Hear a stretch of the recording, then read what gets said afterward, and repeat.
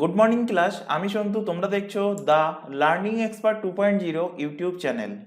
তোমাদের সামনে যে এসএসসি সিজিএল এবং এমটিএস এর হিউজ ভ্যাকান্সি প্রকাশিত হয়েছে, তার জন্য আজ জিকেজিএস এর উপর থেকে 8 নম্বর ক্লাস প্রোভাইড করা হচ্ছে।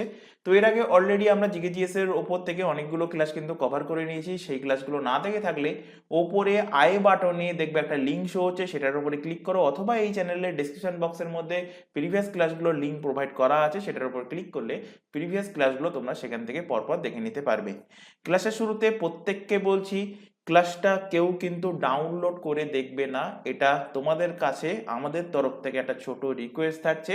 তোমরা লাইভ দেখতে পারো, লাইভ না যদি না দেখতে পাও তো রেকর্ডেড হিসাবে যখন ক্লাসটা থেকে যাচ্ছে সেটাও কিন্তু তোমরা জাস্ট অনলাইনে কিন্তু ক্লাসটা দেখবে, কেউ ডাউনলোড করবে না। আরেকটা কথা, প্রথম থেকে শেষ পর্যন্ত ক্লাস দেখবে এবং নির্দিষ্ট দিন অন্তর প্রিভিয়াস যে ক্লাসগুলো পড়ানো হচ্ছে সেগুলো কিন্তু রিভিশন করবে। তো এর আগের দিনের ক্লাসে মানে 7 নম্বর যে ক্লাসটা ছিল সেখানে কিন্তু আমরা একটা টপিক শুরু করেছিলাম। টপিকটা কি ছিল? Awards and honour. তো সেখানে ফার্স্ট পার্টে আমরা কিছু অ্যাওয়ার্ডস অ্যান্ড অনার সম্বন্ধে আলোচনা করেছি। আজকে তার সেকেন্ড পার্ট, অর্থাৎ তারপর থেকে আমরা আজকের এই ক্লাসে ডিসকাস করব এবং তার পাশাপাশি প্রিভিয়াস ইয়ারে কেমন ধরনের কোশ্চেন অ্যাওয়ার্ডস অ্যান্ড অনার থেকে এসছে সেগুলো নিয়েও আমরা আলোচনা করব। এবং প্রত্যেকেই জানো এর সাথে সাথে কিন্তু আমরা সাপোজিটারি হিসাবে important dates and books and authors এগুলো কিন্তু কিছুটা কিছুটা করে প্রত্যেকটা ক্লাসে কিন্তু আমরা পড়ছি। তো শুরু করছি আজকের main topic, awards and honour. First question দেখো, which state government has started Tansen Samman? কোন রাজ্য সরকার তানসেন সম্মান প্রোভাইড করে? দেখতেই পাচ্ছ এসএসসি 2005-এ এসেছে এবং লেটেস্ট এক্সামেও কিন্তু কোশ্চেন এসেছে। তো সেগুলো আমরা ইনক্লুড করতে পারিনি, মানে সালগুলো আমরা ইনক্লুড করতে পারিনি, টাইম ছিল না। তো যাই হোক, অ্যান্সার কি হবে? তানসেন সম্মান কোন স্টেটের? তো তানসেন সম্মান হলো মধ্যপ্রদেশের। কেন মধ্যপ্রদেশের? কারণ তানসেন কে ছিল? তানসেনের নাম আশা করি প্রত্যেকেই শুনেছ। তানসেন ছিল আকবর, সম্রাট আকবর, মুঘল সম্রাট আকবরের যে নবরত্ন ছিল, সেই নবরত্নের একজন, নবরত্ন আকবরের নবরত্নের একজন ছিল কে? তানসেন। তো তানসেনের ওপরে কিন্তু একটা অ্যাওয়ার্ড প্রোভাইড করা হয়। সেই অ্যাওয়ার্ডটা কোন রাজ্য সরকার দেয়? মধ্যপ্রদেশ রাজ্য সরকার সেটা দিয়ে থাকে। মধ্যপ্রদেশের কোথায়? মধ্যপ্রদেশের গোয়ালিয়র। মধ্যপ্রদেশের গোয়ালিয়র থেকে কিন্তু এই তানসেন সম্মানটা প্রোভাইড করা হয়। এবং গোয়ালিয়র থেকে আরেকটা কোশ্চেন তোমরা রিলেট করতে পারো। রিসেন্টলি কিন্তু ইউনেস্কোর দ্বারা ইউনেস্কোর দ্বারা গোয়ালিয়রকে ক্রিয়েটিভ সিটির যে লিস্ট, সেই ক্রিয়েটিভ সিটির লিস্টে গোয়ালিয়রকে সিটি অফ মিউজিকের তকমা দেওয়া হয়েছে। সিটি অফ মিউজিক হিসাবে কিন্তু ঘোষণা করা হয়েছে ক্রিয়েটিভ সিটির লিস্টে। তাহলে কোশ্চেন কি ছিল? তানসেন সম্মান। তানসেন সম্মান যদি কোশ্চেন দেয়, এটা প্রোভাইড করা শুরু হয় কত সাল থেকে? তো এটা দেওয়া শুরু হয় 1980 সাল থেকে বাই মধ্যপ্রদেশ গভর্নমেন্ট। তো এটা কোন ক্ষেত্রে দেওয়া হয়? দেওয়া হয় মিউজিকের ক্ষেত্রে, অর্থাৎ সঙ্গীত ক্ষেত্রে কিন্তু দেওয়া হয় তানসেন সম্মানটা। এই যে এক্সট্রা ফ্যাক্টগুলো এখানে লেখালাম, এগুলো পরপর তোমরা খাতায় কিন্তু নোট ডাউন করবে। তানসেন সম্মান লিখবে, লিখে তার নিচে তোমরা আন্ডারলাইন করে যে পয়েন্টগুলো আলোচনা করলাম এগুলো কিন্তু লিখে নেবে, কারণ এখান থেকেও কিন্তু তোমাদের কোশ্চেন আসতে পারে এবং এগুলো তোমরা পিডিএফ আকারে ডাউনলোড করতে পারবে না। শুধুমাত্র প্রিন্টেড কোশ্চেন অ্যান্সার বা প্রিন্টেড যে সমস্ত তথ্যগুলো প্রোভাইড করা হচ্ছে ক্লাসে, সেইগুলো তোমরা পিডিএফ আকারে ডাউনলোড করতে পারবে। কিভাবে ডাউনলোড করবে? নিচে দেখো টেলিগ্রাম লিঙ্ক দেখতে পাচ্ছ, @theLearningExpertSD। এটা তোমরা টেলিগ্রাম অ্যাপে গিয়ে @theLearningExpertSD লিখে সার্চ করো। সার্চ করলে আমাদের গ্রুপ তোমাদের সামনে চলে আসবে, অথবা এই চ্যানেলের ডেসক্রিপশন বক্সটা ফলো করো। ডেসক্রিপশন বক্সের মধ্যে কিন্তু টেলিগ্রাম গ্রুপের লিঙ্ক দেওয়া আছে, সেটার উপর ক্লিক করলে সরাসরি টেলিগ্রাম গ্রুপে জয়েন হতে পারবে এবং সেখান থেকে প্রত্যেকটা ক্লাসের, আজকে যে ক্লাস দেখছো এর আগে যে ক্লাসগুলো হয়ে গেছে বা ভবিষ্যতে যে ক্লাস হবে, প্রত্যেকটা ক্লাসের পিডিএফ তোমরা ডাউনলোড করে নিতে পারবে। নেক্সট কোশ্চেন দেখো, in which field Pulitzer prize awarded? Pulitzer prize কোন ক্ষেত্রে প্রোভাইড করা হয়? মোস্ট ইম্পর্টেন্ট কোশ্চেন, বহুবার এসএসসির বলতে পারো এটা কিন্তু ফেভারিট কোশ্চেন, এবং রাজ্যের যে পিএসসি, আমাদের ওয়েস্ট বেঙ্গল যে PSC board, public service commission, তারও কিন্তু ফেভারিট কোশ্চেন।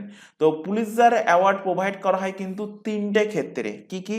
একটা হলো জার্নালিজম, যেটা এখানে অপশানে আছে, তো অপশান এ এর সঠিক অ্যান্সার হবে। এছাড়া মিউজিক কম্পোজিশন এবং আরেকটা হলো লিটারেচার। এই তিনটে ক্ষেত্রে কিন্তু পুলিৎজার অ্যাওয়ার্ড প্রোভাইড করা হয়ে থাকে। পুলিৎজার অ্যাওয়ার্ড দেওয়া শুরু হয়েছে কবে থেকে পুলিৎজার পুরস্কার? তো পুলিৎজার পুরস্কার দেওয়া কিন্তু শুরু হয়েছে 1917 সাল থেকে পুলিৎজার অ্যাওয়ার্ড দেওয়া শুরু হয়েছে। আচ্ছা, 1917 আরেকটা বিষয়ের জন্য ইম্পর্টেন্ট, কেন? ভারতের প্রথম সত্যাগ্রহ, গান্ধীজির দ্বারা ভারতের প্রথম সত্যাগ্রহ চম্পারণ সত্যাগ্রহ কিন্তু হয়েছিল এই 1917 সালে। তো দেখো পুলিৎজারের উপরে এখানে কিছু ফ্যাক্ট লেখাই আছে যে in the field of journalism, literature and music composition. মনে রাখবে পুলিৎজার অ্যাওয়ার্ড কিন্তু তিনটে ক্ষেত্রেই প্রোভাইড করা হয়। সুতরাং অপশানে কিন্তু তোমাদের জার্নালিজম না থেকে লিটারেচার থাকতে পারে, তো লিটারেচার অ্যান্সার হবে। মিউজিক কম্পোজিশন থাকলে মিউজিক কম্পোজিশন অ্যান্সার হবে। তিনটে থাকলে তাহলে অ্যান্সার হয়ে যাবে কি ওপরের সবকটি। কারণ অনেক সময় এইভাবে কোশ্চেন দিতে পারে যে পুলিৎজার প্রাইজ এর মধ্যে কোন ক্ষেত্রে প্রোভাইড করা হয়। ফার্স্ট অপশন হয়তো দিল পত্রকারিতা মানে সংবাদ পত্র, সেকেন্ড দিল সাহিত্য, থার্ড দিল হচ্ছে মিউজিক কম্পোজিশন, এবং ফোর্থ দিল ওপরের সবগুলো। অ্যান্সার কি হবে? ওপরের সবগুলো। দেওয়া শুরু হয়েছে এক্ষুনি বললাম কবে থেকে? 1917। তাহলে কি পুরস্কার? পুলিৎজার পুরস্কার। এবার এই পুলিৎজারের মতো শুনতে লাগে আরেকটা প্রাইজ আছে, সেটা হলো কি প্রিৎজার পুরস্কার। স্পেলিংটা ভালোভাবে দেখে নেবে, প্রিৎজার প্রাইজ। একই রকম শুনতে লাগে, এবং যখন তোমরা তাড়াহুড়ো করে, কারণ যে কোনো একটা এক্সামের কথা বলছি, তোমরা সিজিএল দাও বা সিএসএসএল এক্সাম দাও, সেখানে তোমাদের এমটিএস এর ক্ষেত্রে 1.5 ঘন্টা টাইম থাকে, সিজিএল সিএসএসএল এ থাকে 1 ঘন্টা টাইম। তো 1 ঘন্টা টাইমে যখন 100টা কোশ্চেন তাড়াহুড়ো করে তোমরা সলভ করতে যাও, তখন কি হয়?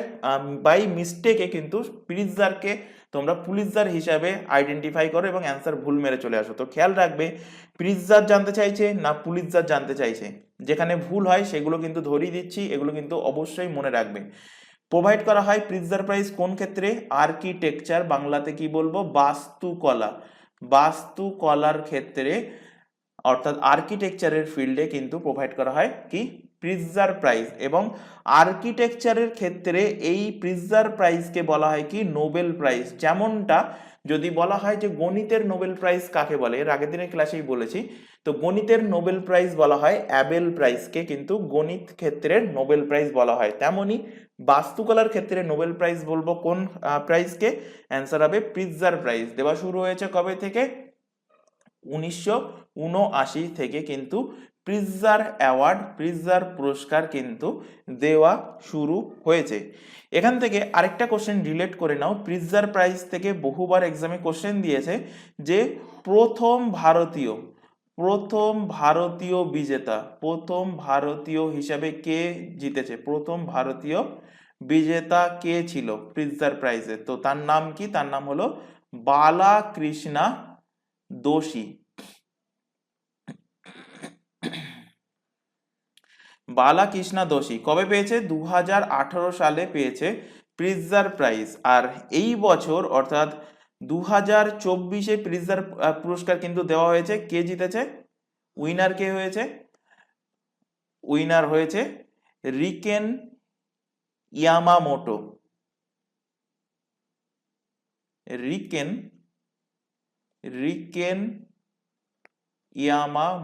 রিকেন ইয়ামামোটো কোন দেশের তিনি বাসিন্দা? জাপানের বাসিন্দা। তো ইনি কিন্তু এই বছর 2024-এ প্রিৎজার অ্যাওয়ার্ড পেয়েছেন। প্রিৎজার পুরস্কার অর্থাৎ বাস্তুকলাতে প্রোভাইড করা হয়, সেই অ্যাওয়ার্ডটা পেয়েছেন কে? রিকেন ইয়ামামোটো। আচ্ছা, একটা কথা বলি, অনেকে কিন্তু ক্লাসটা দেখছো, ক্লাস যদি ভালো লাগে তো তাদেরকে বলবো ক্লাসটাকে কিন্তু একটু লাইক করে যাবে, এবং চ্যানেলটাকে তোমরা সাবস্ক্রাইব যদি না করে থাকো সাবস্ক্রাইব করে নেবে, এবং তোমার বন্ধু বান্ধবের কাছে শেয়ার করবে যারা সিজিএল, এমটিএস বা যে কোনো কম্পিটিটিভ এক্সামের জন্য তারা প্রিপারেশন নিক, তাদের কাছে তোমরা এই ক্লাসের লিঙ্কগুলো শেয়ার করতে পারো। আরেকটা কথা এখানে বলে রাখি যে এই ক্লাসটা যে সিজিএল বা এমটিএস স্পেশাল বলে ওপরে হেডিং করা আছে বলে এই কোশ্চেনগুলো শুধুমাত্র সিজিএল এমটিএস এ আসবে এমনটা না। যে এক্সামে, যে সমস্ত এক্সামে জিকে জিএস টপিক থাকছে প্রত্যেকটা এক্সামের জন্য এই ক্লাসটা ইম্পর্টেন্ট। এবং এর পাশাপাশি আরেকটা কথা বলবো, যারা রেগুলার বেসিসে ক্লাস দেখছো তারা জানো, কিন্তু কোনো নতুন স্টুডেন্ট যদি ফার্স্ট টাইম এই ক্লাসটা দেখে থাকো তাদের ক্ষেত্রে বলছি কথাটা আবার, এই চ্যানেলে, আমাদের এই চ্যানেলে কিন্তু তিনটে জিকে জিএস এর ক্লাস প্রোভাইড করা হয় রেগুলার বেসিসে। একটা হলো পুলিশের স্পেশাল ব্যাচ, সেখানে পুলিশ স্পেশাল ব্যাচের জিকে জিএস এর ক্লাস চলছে। আর একটা PSC miscellaneous, PSC clerkship special একটা জিকে জিএস এর ক্লাস, আর একটা হলো এসএসসি স্পেশাল জিকে জিএস এর ক্লাস। তো তাদেরকে বলবো যে পিএসসি এবং পুলিশের যে জিকে জিএস এর ক্লাস চলছে সেগুলোও কিন্তু দেখবে, কারণ প্রত্যেকটা জিকে জিএস এর ক্লাস কিন্তু তোমাদের সামনে যে সমস্ত এক্সামগুলো আসতে চলেছে, সে স্টেটের এক্সাম হোক বা সেন্ট্রাল এক্সাম হোক, প্রত্যেকটা এক্সামের জন্য ইম্পর্টেন্ট। তো এটা কিন্তু মাথায় রাখবে, অবশ্যই দেখবে। এবং প্রিভিয়াস যে ক্লাসগুলো হয়ে গেছে, যারা রেগুলার বেসিসে ক্লাস দেখছো, রিভিশন কিন্তু নির্দিষ্ট দিন অন্তর করবে। তো চলে আসো নেক্সট। আচ্ছা, এখানে আরো একটা ইনফরমেশন তোমাদেরকে দেবো। এখন তোমরা যে ক্লাসটা দেখছো সেটা হলো SSC GD constable, sorry SSC GD constable, SSC CGL, SSC CHSL, SSC MTS, CPO, Delhi police, SI constable special GK GS এর ক্লাস। এছাড়া আদার্স যে এক্সামের নামগুলো দেখতে পাচ্ছ, পিএসসি মিসলেনিয়াস, পিএসসি ক্লার্কশিপ, এছাড়া পুলিশের এক্সামগুলো, প্রত্যেকটা এক্সামের জন্য আমাদের দুটো ইউটিউব চ্যানেল মিলিয়ে সম্পূর্ণ ফ্রিতে সিলেবাস ওয়াইজ কিন্তু লাইভ ক্লাস প্রোভাইড করা হচ্ছে। লাইভ ক্লাস অ্যাটেন্ড না করতে পারলে ক্লাস থেকে যাচ্ছে রেকর্ডেড ফরম্যাটে, সুতরাং রেকর্ডেড হিসেবেও কিন্তু তোমরা ক্লাসগুলো পরবর্তীতে তোমাদের টাইম মতো দেখে নিতে পারবে। তবে একটা ছোট রিকোয়েস্ট থাকছে, কেউ ক্লাসগুলোকে ডাউনলোড করে অফলাইনে দেখবে না। তোমরা যদি লাইভ ক্লাস না দেখতে পারো তো তোমরা রেকর্ডেড হিসাবে ক্লাস কিন্তু থেকে যাচ্ছে, সেটাকে তোমরা অনলাইনে দেখে নেবে, কেউ ডাউনলোড করবে না। আরেকটা ইনফরমেশন দেবো, এই প্রত্যেকটা এক্সামের জন্য আমাদের কিন্তু আলাদা আলাদা হোয়াটসঅ্যাপ ব্যাচ ওপেন করা আছে। হোয়াটসঅ্যাপ ব্যাচে যুক্ত হওয়ার একটাই বেনিফিট যে কখন কোন ক্লাস হবে তার রুটিন কিন্তু আগে থেকে প্রোভাইড করা হয়। এছাড়া প্রত্যেকটা যে ক্লাসের আগে 2 মিনিট বা 5 মিনিট আগে কিন্তু ক্লাসের লিঙ্কগুলোও কিন্তু হোয়াটসঅ্যাপ ব্যাচে প্রোভাইড করা হয়। এর পাশাপাশি তোমাদের আপকামিং যে সমস্ত এক্সামগুলো আসতে চলেছে বা কোনো নোটিফিকেশন বা কোনো অ্যাডমিট কার্ড প্রকাশিত হলে যাবতীয় গুরুত্বপূর্ণ ইনফরমেশন আমাদের হোয়াটসঅ্যাপ ব্যাচে কিন্তু সবার প্রথমে প্রোভাইড করা হয়। তো হোয়াটসঅ্যাপ ব্যাচে যুক্ত হতে চাইলে কি করতে হবে, নিচে যে হোয়াটসঅ্যাপ নাম্বারটা দেখতে পাচ্ছ 9933434203, এই নাম্বারে আমাদেরকে শুধুমাত্র হোয়াটসঅ্যাপে মেসেজ করে ইনফর্ম করবে। কেউ এই নাম্বারে নর্মাল কল করবে না, ভিডিও কল করবে না। তো মেসেজ করে ইনফর্ম করলেই তোমাদের রিকোয়ারমেন্ট অনুযায়ী নির্দিষ্ট ব্যাচে অ্যাড করে নেওয়া হবে এবং সেখান থেকে তোমাদেরকে প্রপার গাইডেন্স প্রোভাইড করা হবে। এছাড়া এখানে আরো আরেকটা ইনফরমেশন দেখে নাও, তোমরা এখন যে চ্যানেলে আছো, যে চ্যানেলটা দেখছো, সেটা হলো the learning expert 2.0 YouTube channel. এই চ্যানেলেই প্রত্যেকটা এক্সামের জন্য GK GS, current affairs, reasoning and ইংলিশের ক্লাস সম্পূর্ণ ফ্রিতে প্রোভাইড করা হবে তোমাদের এই চ্যানেলে। আর ম্যাথের জন্য আমাদের কিন্তু একটা নতুন চ্যানেল ওপেন করা হয়েছে, চ্যানেলের নামটা ভালোভাবে দেখে নাও, ম্যাথস বাই সন্তু স্যার। তো চ্যানেলের লোগোটা এখানে দেখতে পাচ্ছ, যেহেতু চ্যানেলটা নতুন তো চ্যানেলের লিঙ্ক আমরা এই ক্লাসের ডেসক্রিপশন বক্সে দিয়ে রেখেছি। তো সেখান থেকে ক্লিক করলে আমাদের নতুন ম্যাথের চ্যানেলে চলে আসতে পারবে এবং চ্যানেলটাকে প্রত্যেককে বলবো সাবস্ক্রাইব করে বেল আইকনকে অল নোটিফিকেশন সেট করে নাও। আর এই চ্যানেলকেও সাবস্ক্রাইব না করে থাকলে এটাকেও সাবস্ক্রাইব করে নাও এবং রেগুলার বেসিসে চ্যানেল দুটোতে ক্লাস চলছে, রেগুলার বেসিসে চ্যানেল দুটো থেকে ক্লাসগুলো করতে থাকো। চলে আসো পরবর্তী question, which one of the following pair is not match. এই ধরনের কোশ্চেনও কিন্তু তোমাদের এক্সামে আসতে পারে। তো এখানে দেখো বলছে ফার্স্ট অপশানে কলিঙ্গ অ্যাওয়ার্ড। কলিঙ্গ অ্যাওয়ার্ড এর আগের দিনই কিন্তু পড়িয়েছিলাম, কোন ক্ষেত্রে দেওয়া হয়, বিজ্ঞান ক্ষেত্রে। তো এখানে দেখো বলা আছে পপুলারাইজেশন অফ সায়েন্স, তো এটা কিন্তু এখানে ঠিক বলা আছে। ডেভিড কোহেন অ্যাওয়ার্ড, এটা প্রোভাইড করা হয় লিটারেচার সেক্টরে, এটাও কিন্তু এখানে ঠিক বলা আছে। বরলগ অ্যাওয়ার্ড, এটাও কিন্তু এর আগের দিন পড়িয়েছিলাম, এগ্রিকালচার সেক্টরে কিন্তু প্রোভাইড করা হয়, তো এটাও ঠিক বলা আছে। পুলিৎজার অ্যাওয়ার্ড এক্ষুনি পড়ালাম, পুলিৎজার অ্যাওয়ার্ড কি কি ক্ষেত্রে প্রোভাইড করা হয় পড়ালাম এক্ষুনি, জার্নালিজম, জার্নালিজম দেওয়া হয় এটাকে, লিটারেচার, লিটারেচার অ্যান্ড প্রোভাইড করা হয় মিউজিক কম্পোজিশন। Music composition. তো এখানে দেখো কি লেখা আছে, প্রোগ্রেস ইন রিলিজিয়ান, না একদমই ভুল বলা আছে। তো অপশন ডি এর সঠিক অ্যান্সার হবে, এটা কিন্তু প্রপারলি ম্যাচ নয়। তাহলে কারেক্ট অ্যান্সার কি হবে? কারেক্ট অ্যান্সার হবে Pulitzer prize journalism, literature and music composition এই সেক্টরে কিন্তু প্রোভাইড করা হয়। আচ্ছা, কলিঙ্গ অ্যাওয়ার্ড যেটা, এই কলিঙ্গ অ্যাওয়ার্ড কে প্রোভাইড করে? এক্সামে কোশ্চেন দেবে। কলিঙ্গ অ্যাওয়ার্ড প্রোভাইড করে ইউনেস্কো। ইউনেস্কো প্রোভাইড করে কি? কলিঙ্গ অ্যাওয়ার্ড। নেক্সট কোশ্চেন দেখো, in which field excellent work is recognised for Pulitzer prize. Pulitzer prize কোন ক্ষেত্রে দেওয়া হয়? তো এক্ষুনি বললাম পুলিৎজার প্রাইজ সায়েন্স টেকনোলজি দেওয়া হয় না, Pulitzer prize literature and journalism এই সেক্টরে দেওয়া হয়। তো অপশান নাম্বার বি এর কিন্তু সঠিক অ্যান্সার। পরের কোশ্চেন দেখো, which of the following awards is given for Nobel? Which of the following awards is given for the Nobel? নোবেলের জন্য কোন অ্যাওয়ার্ড প্রোভাইড করা হয়? Bharat Ratna, Booker prize, Pulitzer prize, none of this. তো অ্যান্সার হবে Booker prize. Booker prize provide করা হয় কিসের ক্ষেত্রে? নোভেল অর্থাৎ গ্রন্থের ক্ষেত্রে প্রোভাইড করা হয় কি? Booker prize. আচ্ছা, বুকার প্রাইজ দু রকম হয়, যেটা বুকার প্রাইজ তাকেই বলবো কি ম্যান বুকার প্রাইজ, আরেকটা হয় ইন্টারন্যাশনাল বুকার প্রাইজ। দেখো এখানে লেখাই আছে Booker prize, Booker and man Booker prize হলো একই। এটা কোন ক্ষেত্রে প্রোভাইড করা হয়? লিটারেচার সেক্টরে। আরেকটা কি বললাম? International Booker prize. International Booker prize এটাও কিন্তু লিটারেচার সেক্টরে প্রোভাইড করা হয়, অর্থাৎ সাহিত্য ক্ষেত্রে প্রোভাইড করা হয়। তাহলে দুটোর মধ্যে পার্থক্য কি? পার্থক্য হলো এটা, এই যে Booker and man Booker prize এটা প্রোভাইড করা হয় আইরিশ এবং কমনওয়েলথ দেশের ইংরাজি রচনার জন্য। আইরিশ ও লিখে রাখবে, আইরিশ ও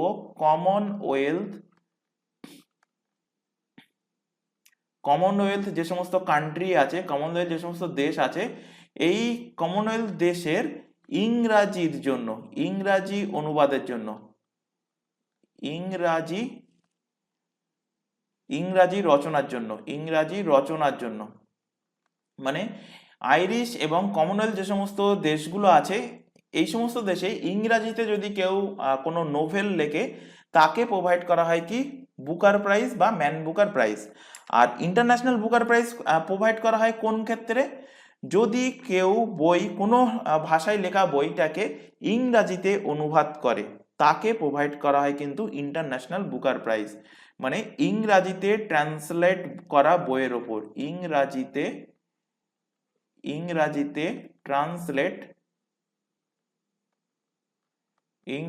ট্রান্সলেট করা বইয়ের ওপর দেওয়া হয় কি? International Booker prize. তাহলে আশা করি বুঝতে পেরেছো এদের পার্থক্য কি। ম্যান বুকার বা বুকার প্রাইজ প্রোভাইড করা হয় আইরিশ এবং কমনওয়েলথ দেশের যে সমস্ত বাসিন্দারা আছে তারা যদি ইংরাজিতে কোনো রচনা লেখে, কোনো গ্রন্থ লেখে তার উপরে প্রোভাইড করা হয়। আর ইন্টারন্যাশনাল প্রোভাইড করা হয় যে কোনো ভাষায়, অন্য কোনো ভাষায় আগে হয়তো বই লেখা ছিল সেটাকে ইংরাজিতে অনুবাদ করেছে, তাকে প্রোভাইড করা হয় ইন্টারন্যাশনাল বুকার প্রাইজ। তো বুকার বা ম্যান বুকার প্রাইজ দেওয়া শুরু হয়েছে কবে থেকে? 1969 সাল থেকে। প্রাইজ মানি কত? 6000 পাউন্ড হলো প্রাইজ মানি। এবার এখান থেকে মোস্ট ইম্পর্টেন্ট যেটা, সেটা হলো যে এখনো পর্যন্ত, আজকের দিন পর্যন্ত কতজন ভারতীয় ম্যান বুকার প্রাইজ পেয়েছে? তো পেয়েছে কতজন? 5 জন পেয়েছে। কে কে? দেখো পরপর নাম লেখা আছে এবং এনাদের নোভেলের নামও লেখা আছে। কারণ কি? তোমাদের বুকস অ্যান্ড অথরের যে টপিকটা থাকছে সেই টপিকে কিন্তু এগুলো ইম্পর্টেন্ট হয়ে যাবে। কারণ কোশ্চেন দিতে পারে যে হোয়াইট টাইগার কার লেখা? তো অ্যান্সার কি হবে? অরবিন্দ আদিগা। তো এখানে দেখো 5 জনের নাম। ভিএস নাইপাল হলেন প্রথম ভারতীয় যিনি বুকার প্রাইজ পেয়েছেন। তো কোশ্চেন দিতে পারে প্রথম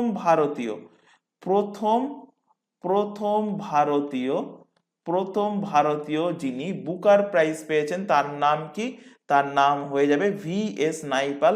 তার লেখা বইয়ের নাম কি? তার লেখা বই হলো ফ্রি স্টেট। এবং ইনি কিন্তু 2001 সালে নোবেল পুরস্কারও পেয়েছেন। 2001 সালে ভিএস নাইপাল কিন্তু নোবেল পুরস্কারও পেয়েছেন। সেকেন্ড ব্যক্তি যিনি পেয়েছেন তার নাম হলো সালমান রুশদি। তিনি মিড নাইট চিলড্রেন বইয়ের জন্য পেয়েছেন। বহুবার এক্সামে কোশ্চেন দিয়েছে, পাশে ট্রিপল স্টার মার্কিং করে দিচ্ছি। তোমরা প্রিভিয়াস ইয়ারের কোশ্চেন যদি দেখে থাকো দেখবে কোশ্চেন দিয়েছে যে মিড নাইট চিলড্রেন কার লেখা। মিড নাইট চিলড্রেন লেখা কিন্তু সালমান রুশদি। নেক্সট পেয়েছে অরুন্ধতী রয়। কে পেয়েছে? অরুন্ধতী রয়। অরুন্ধতী রয়। কোন বইয়ের জন্য? The god of small things. Most important, বহুবার এক্সামে কোশ্চেন দিয়েছে। The god of small things কার লেখা? অরুন্ধতী রয়। নেক্সট পেয়েছে Kiran Desai, the inheritance of loss বইয়ের জন্য। এবং লাস্ট, এখনো পর্যন্ত লাস্ট পেয়েছে Aravind Adiga, the white tiger বইয়ের জন্য। এদের প্রত্যেকের ছবি এবং বইয়ের ফার্স্ট কভারের ছবিও কিন্তু ইনক্লুড করে রেখেছি, সেটা দেখাবো। তার আগে একটুখানি দেখে নাও ইন্টারন্যাশনাল বুকার প্রাইজের ওপরে কিছু ইনফরমেশন। ইন্টারন্যাশনাল বুকার প্রাইজ এটা কিন্তু এস্টাবলিশ হয়েছিল 2004 সালে। ফার্স্ট দেওয়া শুরু হয় 2005 সাল থেকে কিন্তু দেওয়া শুরু হয়। প্রেজেন্টেড বাই কে প্রোভাইড করে? প্রোভাইড করে বুকার প্রাইজ ফাউন্ডেশন। এবং এখানে প্রাইজ মানি প্রোভাইড করা হয় কত? 50,000 ইউরো। আর ওখানে কত ছিল, মানে ম্যান বুকারে কত ছিল? 60,000 ইউরো। কোশ্চেন দেবে যে ভারতীয় প্রথম কোন ভারতীয় বা একমাত্র ভারতীয় কিন্তু পেয়েছে ইন্টারন্যাশনাল বুকার প্রাইজ। কে পেয়েছে? গীতাঞ্জলি শ্রী। কোন বইয়ের জন্য? বহুবার এক্সামে কোশ্চেন দিয়েছে। দ্য টম অফ স্যান্ড কার লেখা? তো দ্য টম অফ স্যান্ড লেখা বইয়ের জন্য কিন্তু Gitanjali Shri international Booker prize কিন্তু তিনি পেয়েছেন। এখানে এক্ষুনি যেটা বললাম সেটাই কিন্তু দেখো এখানে নিচে লাস্ট পয়েন্টে লেখা আছে, the Booker prize includes novel English language. English ল্যাঙ্গুয়েজের জন্য বুকার প্রাইজ দেওয়া হয়। While the international Booker prize includes the novel that have been translated into English language. English ল্যাঙ্গুয়েজে যেগুলোকে ট্রান্সলেট করা হয়েছে তার জন্য প্রোভাইড করা হয় কি? প্রোভাইড করা হয় ইন্টারন্যাশনাল বুকার প্রাইজ। এবার যাদের নাম বললাম এই যে 6 জন, মানে 5 জন ম্যান বুকার প্রাইজ আর একজন হলো ইন্টারন্যাশনাল বুকার প্রাইজ, এনাদের ছবি এবং এনাদের যে বইয়ের জন্য প্রাইজটা পেয়েছে সেই বইয়ের ফার্স্ট কভারের ছবি দেখো এখানে ইনক্লুড করেছি। প্রথম ফার্স্ট যে ব্যক্তিটার এখানে তোমরা দেখতে পাচ্ছ, ইনি কিন্তু প্রথম first man Booker prize, first Booker prize পেয়েছে। ফার্স্ট ভারতীয় হিসেবে বুকার প্রাইজ পেয়েছে। ফার্স্ট ইন্ডিয়ান বুকার প্রাইজ পেয়েছেন কে? ভিএস নাইপালের ছবি দেখতে পাচ্ছ। এবং এনার যে বইটা ছিল, বইটা কি ছিল? In a free state. তো বইয়ের যে কভার, সেই কভারটা এখানে দেখতে পাচ্ছ। সেকেন্ড ব্যক্তি হলো কে? সালমান রুশদির যে বইটার জন্য তিনি ম্যান বুকার অ্যাওয়ার্ড পেয়েছেন, সেই বই হলো মিড নাইট চিলড্রেন। তার কভার তোমরা এখানে ডান সাইডে দেখতে পাচ্ছ। নেক্সট দেখো এখানে অরুন্ধতী রায়, লেফট সাইডে যে ছবিটা চুল কোকড়ানো মতো, তো ইনি হলেন কে? অরুন্ধতী রায়। এবং এনার লেখা বই হলো the god of small things. এই বইয়ের জন্য ইনি ম্যান বুকার অ্যাওয়ার্ড পেয়েছেন। এবং পরবর্তী যে ছবিটা দেখতে পাচ্ছ, ইনি হলেন কে? কিরণ দেশাই। ইনি কে? কিরণ দেশাই। ইনি ছিলেন কে? ইনি ছিলেন অরুন্ধতী রয়, AR। ইনি হলেন কেডি, কিরণ দেশাই। এনার লেখা বই কি ছিল? বই ছিল ইনহেরিটেন্স অফ লস। বইয়ের কভার এখানে দেখতে পাচ্ছ। নেক্সট দেখো এখানে অরবিন্দ আদিগা, AA। অরবিন্দ আদিগার লেখা বই কি ছিল? দ্য হোয়াইট টাইগার, যার ছবি এখানে মানে বইয়ের ফ্রন্ট পেজের ছবি এখানে দেখতে পাচ্ছ। এবং লাস্ট যিনি ইন্টারন্যাশনাল বুকার প্রাইজ পেয়েছেন, ইনি কি? International Booker prize. বারবার বলছি এই কারণে, তোমাদের অনেকের হয়তো বোরিং লাগতে পারে, একবার পড়ানো হয়ে গেছে, বারবার বলছি এই কারণে যাতে করে ক্লাসের মধ্যেই তোমাদের টপিকটা মুখস্থ হয়ে যায়, সেই কারণে কিন্তু বারবার বলছি। তো ইন্টারন্যাশনাল বুকার প্রাইজ পেয়েছেন কে? গীতাঞ্জলি শ্রীর ছবি এখানে দেখতে পাচ্ছ। এবং এনার লেখা বইটা কি ছিল? টম অফ স্যান্ড, যার কভার তোমরা ডান সাইডে দেখতে পাচ্ছ। চলে আসো এবার পরের question. Who among the following has not received Booker prize? এইরকম কোশ্চেন কিন্তু এক্সামে আসবে, দেখতেই পাচ্ছ। SSC 2017 কিন্তু দিয়েছিল। তো এক্ষুনি পড়ালাম যে বুকার প্রাইজ কে কে পেয়েছে, 5 জনের নাম পড়িয়েছি। তার মধ্যে ভিএস নাইপাল প্রথম পেয়েছেন, সেকেন্ড পেয়েছিলেন সালমান রুশদি, থার্ড পেয়েছেন কে অরুন্ধতী রায়, ফোর্থ পেয়েছিলেন কে কিরণ দেশাই এবং ফিফথ ব্যক্তি কে ছিলেন অরবিন্দ আদিগা। তাহলে কার নাম নেই? বিক্রম শেঠের নাম নেই, তো সেটাই এখানে খুঁজে বার করতে বলেছে যে এর মধ্যে কে বুকার প্রাইজ পায়নি। তো বিক্রম শেঠ কিন্তু এর মধ্যে ব্যক্তি, তিনি কিন্তু বুকার প্রাইজ পাননি। ভিএস নাইপাল কোন বইয়ের জন্য? V S Naipaul in a free state, বারবার বলছি এই কারণে যাতে করে মুখস্থ হয়ে যায়। সালমান রুশদি কোন বইয়ের জন্য? মিড নাইটস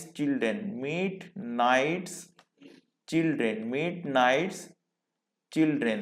অরুন্ধতী রায় কোন বইয়ের জন্য? Arundhati Roy the god of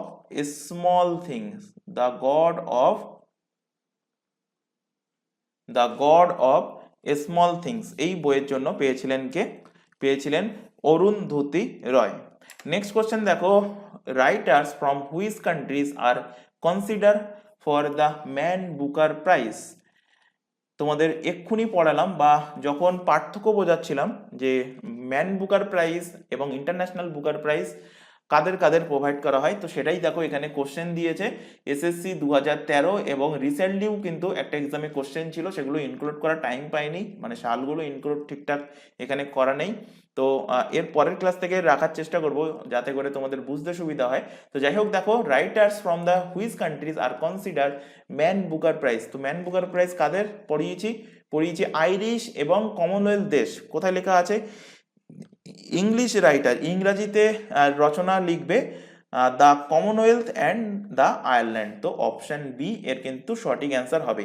all English writers কিন্তু হবে না, কারণ কি ইংরাজি রচনা করলেই হবে না, ইংরাজি রচনা করতে হবে এবং তার পাশাপাশি তাকে হয় আইরিশ নতুবা কমনওয়েলথ যে সমস্ত দেশগুলো আছে তাদের বাসিন্দা হতে হবে। তাহলে অপশন এ হচ্ছে না। একই লজিকে কমনওয়েলথ রাইটার শুধুমাত্র না, আইরিশ রাইটারও আছে এবং তার সঙ্গে ইংলিশ রাইটার এবং এখানে নর্থ আমেরিকান রাইটার তো হবেই না। তো এই তিনটে অপশন এখান থেকে কিন্তু অলরেডি কেটে যাচ্ছে, তো অ্যান্সার হয়ে যাবে অপশন বি। নেক্সট কোশ্চেন দেখো, which of the following is given কেকে বিড়লা ফাউন্ডেশন। এর আগের দিন যারা ক্লাস দেখেছো, মানে 7 নম্বর ক্লাস যারা দেখেছো তারা অ্যান্সার করো, এর অ্যান্সার কি হবে? অ্যান্সার আমি পরে বলছি। যে কেকে বিড়লা ফাউন্ডেশন একটা তো এখানে অপশানে আছে এবং কেকে বিড়লা ফাউন্ডেশন আরও আরেকটা প্রাইজ প্রোভাইড করে, সেটাও কমেন্ট বক্সে কমেন্ট করে লেখো কি প্রাইজ প্রোভাইড করে কেকে বিড়লা ফাউন্ডেশন এবং কবে থেকে সেই প্রাইজ দুটো দেওয়া শুরু হয়েছে, সেটাও কিন্তু কমেন্ট বক্সে কমেন্ট করে লিখবে, কারণ অলরেডি পড়ানো হয়ে গেছে। নেক্সট দেখো, which of the following is an award given in the field of science and technology. Science and technology প্রথম দিনের ক্লাসেই, মানে এর আগের দিনের ক্লাসেই পড়িয়েছিলাম, মানে শুধু নাম বলেছিলাম যে সায়েন্স অ্যান্ড টেকনোলজির জন্য কোন অ্যাওয়ার্ড প্রোভাইড করা হয়। তো সায়েন্স অ্যান্ড টেকনোলজির জন্য এখানে দেখো অপশান এতে আছে দীনানাথ মঙ্গেশকর অ্যাওয়ার্ড, সেকেন্ড অপশানে আছে দেখো দ্রোণাচার্য অ্যাওয়ার্ড। আচ্ছা, দীনানাথ মঙ্গেশকর অ্যাওয়ার্ড কেন প্রোভাইড করা হয় সেটা আগে একটুখানি বলে নিই। সমাজের জন্য যদি তুমি কোনো ভালো কাজ করো, সমাজের প্রগতির জন্য যদি কোনো অবদান রাখো, তাকে কিন্তু প্রোভাইড করা হয় দীনানাথ মঙ্গেশকর অ্যাওয়ার্ড। দীনানাথ মঙ্গেশকর অ্যাওয়ার্ডটা প্রথম দেওয়া শুরু হয়েছিল কবে থেকে? 2022 সাল থেকে। ফার্স্ট কে পেয়েছে দীনানাথ মঙ্গেশকর অ্যাওয়ার্ড? পেয়েছে আমাদের prime minister Narendranath Damodar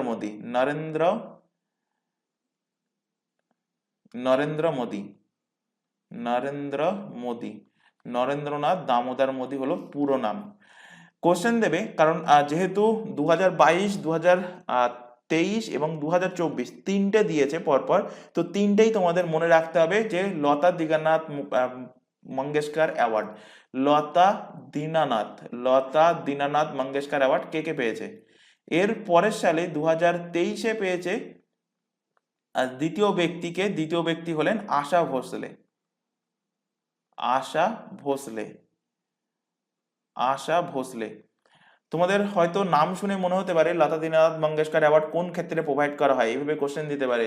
first option হয়তো মিউজিক থাকবে, তো মিউজিক কিন্তু অ্যান্সার হবে না, কারণ দেখতে পাচ্ছ নরেন্দ্র মোদী কিন্তু ইনি কিন্তু মিউজিকের সাথে কোনোভাবেই রিলেটেড নন। তো এটা এই অ্যাওয়ার্ডটা প্রোভাইড করা হয় কোন ক্ষেত্রে, সমাজের ক্ষেত্রে যদি কোনো সমাজের প্রগতির জন্য কোনো যদি অবদান তোমার থাকে তো সেই জন্য কিন্তু প্রোভাইড করা হয়। এবং এই বছর লাস্ট 2024-এ থার্ড নাম্বার যে লতা দীননাথ মঙ্গেশকর অ্যাওয়ার্ড প্রোভাইড করা হয়েছে, এটা কাকে, এটা প্রোভাইড করা হয়েছে অমিতাভ বচ্চন। অমিতাভ বচ্চনকে প্রোভাইড করা হয়েছে। তো 3টে বছরে কাকে কাকে প্রোভাইড করা হয়েছে এটা কিন্তু মনে রাখবে। দ্রোণাচার্য অ্যাওয়ার্ড পড়িয়েছি, কাদের প্রোভাইড করা হয় দ্রোণাচার্য অ্যাওয়ার্ড প্রোভাইড করা হয় স্পোর্টসের ক্ষেত্রে। স্পোর্টসে কাদের, স্পোর্টসে শুধুমাত্র প্রশিক্ষক যাদের তাদেরকেই প্রোভাইড করা হয়, অর্থাৎ কোচ যারা হয় তাদেরকে প্রোভাইড করা হয় কি দ্রোণাচার্য অ্যাওয়ার্ড। জ্ঞানপীঠ অ্যাওয়ার্ড কি পড়িয়েছিলাম ভারতের সর্বোচ্চ সাহিত্য জগতে সর্বোচ্চ সম্মান, অর্থাৎ লিটারেচারের ক্ষেত্রে প্রোভাইড করা হয় কি জ্ঞানপীঠ অ্যাওয়ার্ড। তাহলে অ্যান্সার কি হবে, সায়েন্স অ্যান্ড টেকনোলজির জন্য কোন অ্যাওয়ার্ড প্রোভাইড করা হয়, শান্তি স্বরূপ ভাটনগর অ্যাওয়ার্ড, অপশন ডি এর কিন্তু অ্যান্সার হবে শান্তি স্বরূপ ভাটনগর অ্যাওয়ার্ড। তো এখানে দেখো কলিঙ্গ অ্যাওয়ার্ড প্রোভাইড করা হয় কোন ক্ষেত্রে, কলিঙ্গ অ্যাওয়ার্ড প্রোভাইড করা হয় সায়েন্সের ক্ষেত্রে। এছাড়া শান্তি স্বরূপ ভাটনগর অ্যাওয়ার্ড এটাও কিন্তু প্রোভাইড করা হয় সায়েন্সের ক্ষেত্রে। তো কলিঙ্গ অ্যাওয়ার্ড দেওয়া শুরু হয়েছে 1952 সাল থেকে। ক্লাসের শুরুতেই ফার্স্টেই বলেছিলাম যে কলিঙ্গ অ্যাওয়ার্ড কে প্রোভাইড করে ইউনেস্কো, তো সেটাই দেখো এখানে লেখা আছে। আর শান্তি স্বরূপ ভাটনগর অ্যাওয়ার্ড দেওয়া শুরু হয়েছে 1957 সাল থেকে। নেক্সট দেখো ধন্বন্তরী অ্যাওয়ার্ড প্রোভাইড করা হয় মেডিসিন এবং বিধানচন্দ্র রায়, বিসি রয় অ্যাওয়ার্ড মানে বিধানচন্দ্র রায় অ্যাওয়ার্ড, এটাও কিন্তু প্রোভাইড করা হয় মেডিকেল সেক্টরে, অর্থাৎ এটাও কিন্তু একটা মেডিকেল অ্যাওয়ার্ড। নেক্সট কোশ্চেন দেখো, in which field Grammy award is given, Grammy award কোন ক্ষেত্রে প্রোভাইড করা হয়ে থাকে। তো গ্রামি অ্যাওয়ার্ড দেওয়া হয়ে থাকে মিউজিকের ক্ষেত্রে, সঙ্গীতের ক্ষেত্রে প্রোভাইড করা হয়ে থাকে কিন্তু গ্রামি অ্যাওয়ার্ড দেওয়া শুরু হয়েছে কবে থেকে এটা দেওয়া স্টার্ট হয়েছে, দেওয়া শুরু হয়েছে 1959 থেকে কিন্তু দেওয়া শুরু হয়েছে, অর্থাৎ ভারতের ইসরো যেদিন গঠন হয়েছিল যে সালে তার ঠিক 10 বছর আগে থেকে কিন্তু গ্রামি অ্যাওয়ার্ড দেওয়া শুরু হয়েছে। প্রথম উইনার অবভিয়াসলি ভারতীয়র কথা বলছি, ফার্স্ট ইন্ডিয়ান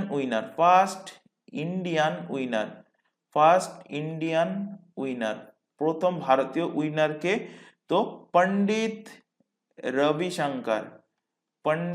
রবিশঙ্কর অলরেডি পড়ানো হয়ে গেছে। পণ্ডিত রবিশঙ্কর তোমাদের ইম্পর্টেন্ট ইনস্ট্রুমেন্ট অ্যান্ড ইনস্ট্রুমেন্টালিস্টের যে ক্লাসটা পড়িয়েছি তোমাদের সম্ভবত সেটা 5 নম্বর ক্লাস ছিল, আমার যতটা খেয়াল আসে 5 কি 6 নম্বর ক্লাস ছিল, সেখানে কিন্তু অলরেডি পড়ানো হয়ে গেছে পণ্ডিত রবিশঙ্কর কিসের সাথে সম্পর্কিত। তো অ্যান্সার কি হবে সেটা কমেন্ট বক্সে কমেন্ট করে জানাও, অ্যান্সার আমি এখন দেখবো। তার আগে আগের যেটা টাস্ক দিয়েছিলাম কমেন্ট বক্সে অ্যান্সার করার জন্য সেটার অ্যান্সার কি হবে সেটা একবার দেখে নিই। তো কেকে বিড়লা ফাউন্ডেশন কি হবে অলরেডি পড়িয়েছি, যারা অ্যান্সার দিয়েছে ওয়েল অ্যান্ড গুড। তো অ্যান্সার কি হবে বিয়াস সম্মান। তো বিয়াস সম্মান দেওয়া শুরু হয়েছে কবে থেকে, 1991 সাল থেকে বিয়াস সম্মান প্রোভাইড করা শুরু হয়েছে। এই বছর পেয়েছে পুষ্পা ভারতী, কোন বইয়ের জন্য, ইয়াদে। আর আরেকটা অ্যাওয়ার্ড কি কেকে বিড়লা ফাউন্ডেশন প্রোভাইড করে সেটা হলো সরস্বতী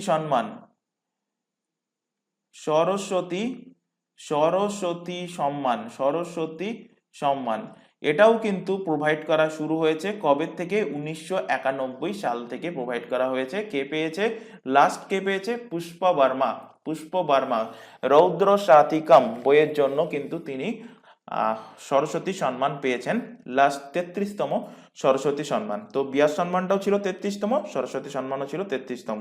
যারা রেগুলার বেসিসে পড়াশোনা করছো ওয়েল অ্যান্ড গুড, যারা কমেন্ট করেছো ওয়েল অ্যান্ড গুড, আর যারা ফার্স্ট টাইম ক্লাস দেখছো তাদেরকে বারবার বলছি প্রিভিয়াস যে ক্লাসগুলো হয়ে গেছে সেগুলো দেখবে এবং তার পাশাপাশি নির্দিষ্ট দিন অন্তর প্রিভিয়াস যে ক্লাসগুলো হয়ে গেছে তোমাদের সেগুলো কিন্তু রিভিশন করবে।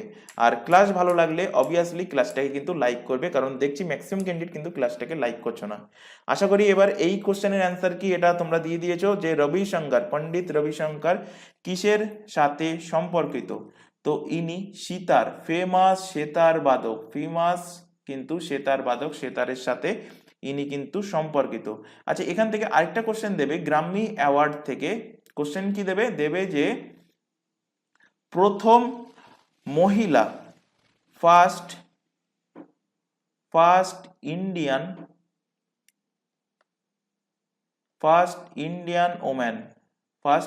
ইন্ডিয়ান ওম্যান কে, প্রথম ভারতীয় মহিলা হিসেবে কে পেয়েছেন, তার নাম কি?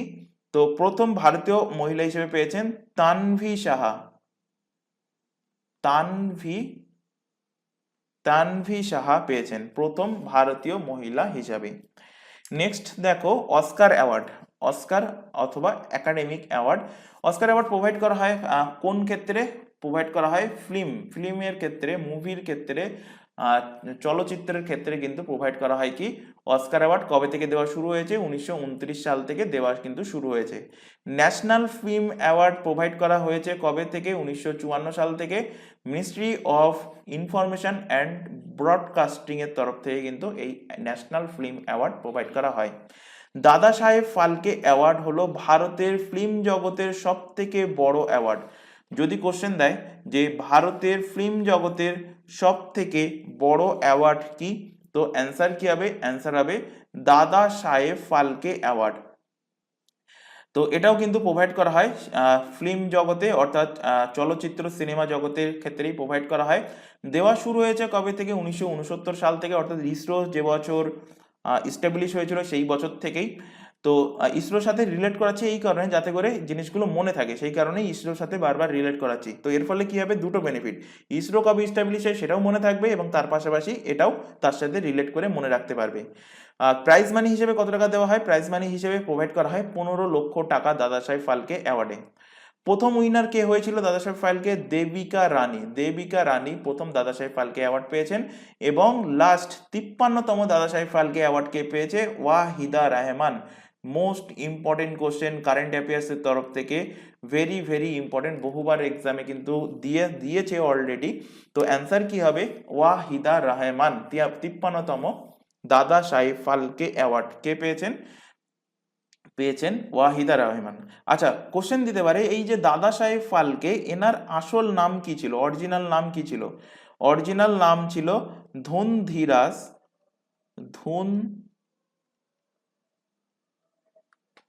ধুনধীরাজ Govinda Phalke,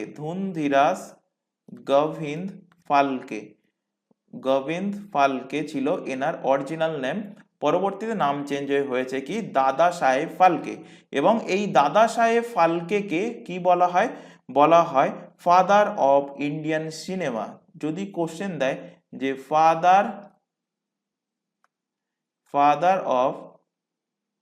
father of Indian cinema কাকে বলবো? তো বলবো দাদা সাহেব Phalke father of Indian cinema নামে পরিচিত।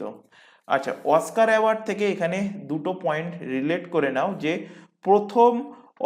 প্রথম ভারতীয় হিসাবে কে অস্কার অ্যাওয়ার্ড পেয়েছে? ফার্স্ট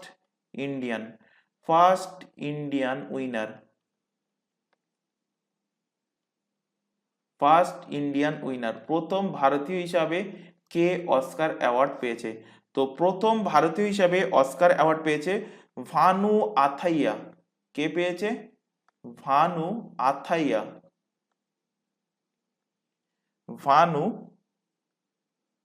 আথাইয়া। কত সালে পেয়েছে? 1983 সালে পেয়েছে। কোন মুভির জন্য পেয়েছে? তো ইনি পেয়েছে গান্ধী মুভি। কি মুভি? গান্ধী মুভির জন্য। গান্ধী মুভি 1982 সালের। তো গান্ধী মুভির জন্য 1983 সালে ভানু আথাইয়া প্রথম ভারতীয় হিসাবে কিন্তু তিনি অস্কার অ্যাওয়ার্ড পেয়েছিলেন। নেক্সট দেখো গ্রাম্মি অ্যাওয়ার্ড, যেটা এক্ষুনি কোশ্চেনে আলোচনা করলাম, কোন ক্ষেত্রে প্রোভাইড করা হয়, মিউজিক সেক্টরে কিন্তু প্রোভাইড করা হয়, দেওয়া শুরু হয়েছে 1959 সাল থেকে। নেক্সট কোশ্চেন দেখো, who was the first Indian to win the title Miss Universe. আচ্ছা, এই মিস ইউনিভার্স, মিস ওয়ার্ল্ড, এই গ্রুপের কিন্তু তোমাদের দুটো তিনটে অ্যাওয়ার্ড প্রোভাইড করা হয়। মিস ইন্ডিয়া হলো কি স্টেট লেভেলের, মানে স্টেট লেভেলের একটা, মিস ওয়ার্ল্ড হলো তার ওপরে, এবং মিস ওয়ার্ল্ডের ওপরে হলো কি মিস ইউনিভার্স। তো মিস ওয়ার্ল্ড, মিস ইন্ডিয়া আর হচ্ছে মিস ইউনিভার্স, এগুলো কে কে পেয়েছে এগুলো কিন্তু তোমাদের ধীরে ধীরে জানতে হবে। তো এখানে দেখো প্রথম ভারতীয় হিসাবে কে মিস ইউনিভার্সের তকমা পেয়েছিল। তো মিস ইউনিভার্সে তকমা পেয়েছে বা মিস ইউনিভার্স টাইটেলটা জিতেছে প্রথম ভারতীয় হিসাবে কে, সুস্মিতা সেন, অ্যাক্ট্রেস সুস্মিতা সেন কিন্তু মিস ইউনিভার্সের কিন্তু টাইটেল জিতেছে সর্বপ্রথম। তো এখানে দেখো ইনক্লুড করেছি, এখনো পর্যন্ত কটা ভারতীয় মিস ইউনিভার্সের অ্যাওয়ার্ড জিতেছে, তিনটে ভারতীয়। কে কে, সুস্মিতা সেন দেখো জিতেছে 1994 সালে, তারপর 2000 সালে জিতেছে লারা দত্তা, এবং হারনাস কর সান্ধু 2021 সালে মিস ইউনিভার্স হয়েছেন ভারত থেকে। এনাদের তিনজনের ছবি কিন্তু ডান সাইডে ইনক্লুড করা আছে। কোশ্চেন দেবে কারেন্ট অ্যাফেয়ার্স থেকে, কারেন্ট ফ্যাক্ট, যেটা লাস্ট যে মিস ইউনিভার্স হয়েছে অর্থাৎ 2023 সালে, তাতে উইনার হয়েছে কে। তো 2023 সালে মিস ইউনিভার্স হয়েছেন শাইনিস প্যালাকিওস, নাম খটোমটো কিন্তু কষ্ট করে মনে রাখতে হবে। তাহলে ভারতের থেকে তিনজন কে কে, প্রথম পেয়েছে সুস্মিতা সেন, তারপর লারা দত্ত, তারপর হার্টনাস কর সান্ধু। এবার দেখো মিস ওয়ার্ল্ড ভারত থেকে কজন জিতেছে, মিস ওয়ার্ল্ড কিন্তু ভারত থেকে জিতেছে 6 জন। কে কে, প্রথম কে জিতেছে যদি কোশ্চেন দেয়, প্রথম জিতেছে রীতা ফারিয়া পাওয়েল 1966-তে। নেক্সট জিতেছে ঐশ্বরিয়া রায় বচ্চন 1994 সালে। তারপর জিতেছে ডায়না হেডেন, যুক্তা মুখী, Priyanka Chopra Jones and Manushi চিল্লার latest. তো এনার নামটা মনে রাখবে, মানুষী চিল্লার, এবং প্রথম কে পেয়েছে, মানুষী চিল্লার জিতেছে 2017 সালে। এবং এই বছর যেটা হয়েছে, মানে লাস্ট যেটা হয়েছে 2024-এ 71তম মিস ওয়ার্ল্ড আমাদের ইন্ডিয়াতেই কিন্তু আয়োজন হয়েছিল। ইন্ডিয়ার কোথায়, ইন্ডিয়ার মুম্বাইতে আয়োজন হয়েছিল। জিতেছে কে, উইনার কে হয়েছে, উইনার হয়েছে ক্রিটিনা ফিসকোভা। ইনি কোথাকার বাসিন্দা, চেক রিপাবলিকের বাসিন্দা। এবং ভারতের তরফ থেকে কে পার্টিসিপেট করেছিলেন, শিনি শেট্টি কিন্তু পার্টিসিপেট করেছিলেন মিস ওয়ার্ল্ডে। তো এনাদের এই 6 জনের ছবি দেখো আমি এখানে ইনক্লুড করেছি। এই হলো 6 জন মিস ওয়ার্ল্ড। তো ফার্স্ট কে রীতা ফারিয়া, এটা মনে রাখবে। লাস্ট হলো মানুষী চিল্লার মিস ওয়ার্ল্ডের ক্ষেত্রে। চলে আসো এবার এখানে নেক্সট টপিক। তো এই ছিল তোমাদের আজকের ক্লাসে যে টপিকটা, সেটা হলো কি ইম্পর্টেন্ট অ্যাওয়ার্ডস অ্যান্ড অনার। তো এর দুটো পার্ট আমরা কমপ্লিট করে দিলাম। আশা করছি পরবর্তী পার্টে তোমাদের অ্যাওয়ার্ডস এবং অনারের ওপর থেকে বাকি যে পার্টটুকু থেকে গেছে সেগুলো আমরা সেই ক্লাসে কভার করিয়ে দেবো। তো এর মধ্যে যদি কোথাও কোনো ডাউট থাকে সেটা কমেন্ট বক্সে কমেন্ট করে জানাও, এবং ক্লাস যদি ভালো লেগে থাকে তো অবভিয়াসলি ক্লাসটাকে লাইক করো। তো শুরু করছি পরবর্তী সাপোজিটরি টপিক হিসাবে আমরা প্রত্যেকদিন ক্লাসে যেটা পড়ি, বুকস অ্যান্ড অথর এবং ইম্পর্টেন্ট ডেটস। তার মধ্যে ফার্স্ট আমরা শুরু করছি আজকে বুকস অ্যান্ড অথর। তো ফার্স্ট কোশ্চেন দেখো, who is the author of the wealth of nation. Very important question বলতে পারো, বহুবার দিয়েছে। ওয়েলথ অফ নেশন কার লেখা? তো ওয়েলথ অফ নেশন এটা কিন্তু ইকোনমিক্সের ওপরে বই, অ্যাডাম স্মিথ, বলতে পারো ইকোনমিক্সের বেসিক বই এই ওয়েলথ অফ নেশন। কার লেখা?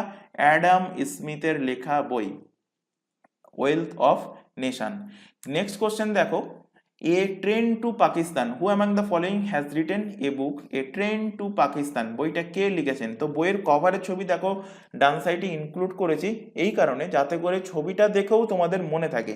কারণ কি কোনো কিছু যদি তোমরা ভিজুয়ালাইজ করো, যেমন সাপোজ একটা এক্সাম্পল দিচ্ছি, যদি কোনো একটা তোমরা বই পড়ার থেকে, বইতে সাপোজ কোনো একটা গল্প পড়ার থেকে সেই গল্পটার যদি কোনো মুভি তৈরি হয়, সেই মুভিটা যদি তুমি একবার দেখে নাও, মানে তোমার চোখের সামনে যদি একবার ভিজুয়ালাইজ হয়ে যায়, তাহলে জিনিসটা কিন্তু অনেক দিন মনে থাকে। সেই কারণেই কিন্তু রাখার চেষ্টা করেছি ছবিগুলো এমনি এমনি রাখা হয়নি।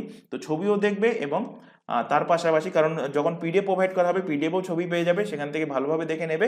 তো ছবি দেখার সাথে সাথে জিনিসগুলো মনে রাখার চেষ্টা করবে, দেখবে অনেকদিন ভুলবে না, অনেকদিন ধরে মনে থাকবে। তো অ্যান্সার কি হবে? A train to Pakistan. A train to Pakistan কার লেখা? খুশওয়ান্ত সিং এর লেখা বই a train to Pakistan. Option D এর কিন্তু সঠিক অ্যান্সার হবে। পরের কোশ্চেন দেখো, who is the author of the book turning point a journey through challenges? Turning point a journey through challenges. তো turning point journey through challenges most famous একজন ব্যক্তির লেখা। তার জীবনে টার্নিং পয়েন্ট কি ছিল? তোমরা অনেকে হয়তো গল্পটা জানো যে আমাদের প্রাক্তন রাষ্ট্রপতি ছিলেন এবং মিসাইল ম্যান ভারতের এপিজে আব্দুল কালাম। এনার কিন্তু ছোটবেলা থেকে সব থেকে এনার ইন্টারেস্ট ছিল এয়ারফোর্সে গিয়ে তিনি প্লেন চালাবে। তো তিনি এনডিএ ফর্ম ফিল আপ করেছিলেন, এনডিএ এক্সামও দিয়ে পাশ করেছেন, কিন্তু লাস্ট মোমেন্টে গিয়ে তিনি আটকে গিয়েছেন।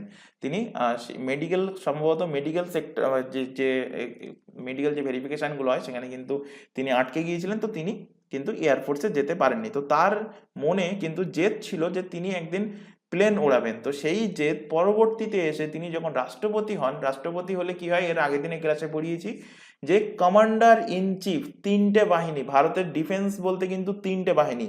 অনেকে কিন্তু ভুল করে, ডিফেন্স বলতে অনেকে ভাবে বিএসএফ, অনেকে ভাবে ডিফেন্সের মধ্যে সিআরপিএফ সিআইএসএফ চলে আসে। না, এগুলো কিন্তু আধা সামরিক বাহিনী, অর্থাৎ সেন্ট্রাল আর্মড ফোর্স। এরা central armed police force CAPF এর আন্ডারে আসে সিআরপিএফ সিআইএসএফ এসএসবি বলো, তারপর আইটিবিপি বলো, তারপর বিএসএফ বলো, তারপর আসাম রাইফেলস বলো, এনএসজি বলো, এরা কিন্তু সব সিএপিএফ মানে সেন্ট্রাল আর্মড পুলিশ ফোর্সের আন্ডারে আসে। ডিফেন্সের আন্ডারে তিনটে বাহিনী কি কি? একটা হলো আর্মি, স্থল বাহিনী, নেভি জলবাহিনী, আর আকাশ বাহিনী হলো কি? এয়ারফোর্স। এই তিনটে হলো ডিফেন্সের আন্ডারে। এবং এদের এই তিনটে বাহিনী যে কমান্ডার ইন চিফ থাকে, তিনি কে থাকেন? তিনি থাকেন রাষ্ট্রপতি। তো তিনি কিন্তু বয়স, মানে তার বয়স যখন অনেক মানে তিনি যখন রাষ্ট্রপতি হলেন, মানে ছোটবেলায় তার স্বপ্ন ছিল, কিন্তু বয়স বাড়ার পরে তিনি 50-60 বছরের পরে যখন তিনি রাষ্ট্রপতি হলেন, তখন গিয়ে তার সেই স্বপ্ন পূরণ কিন্তু কমপ্লিট হলো। অর্থাৎ রাষ্ট্রপতি হওয়ার পর তিনি কিন্তু ফাইটার প্লেন উড়িয়েছিলেন। তো তার যে ছোটবেলার স্বপ্ন ছিল, তো সেটাই এখানে বোঝানো হয়েছে turning point a journey through challenges. তো তোমাদের সামনে হয়তো বিভিন্ন অবস্টাকেল আসতে পারে, তো সেটাকে ওভারকাম করে, সেটা নিয়ে না ভেবে তোমরা কিন্তু এক্সামের জন্য প্রিপারেশন নাও, একদিন না একদিন সাকসেসফুল হবে। তো সেটাই কিন্তু এখানে বলা আছে, এই turning point a journey through challenges. তো কার লেখা বই?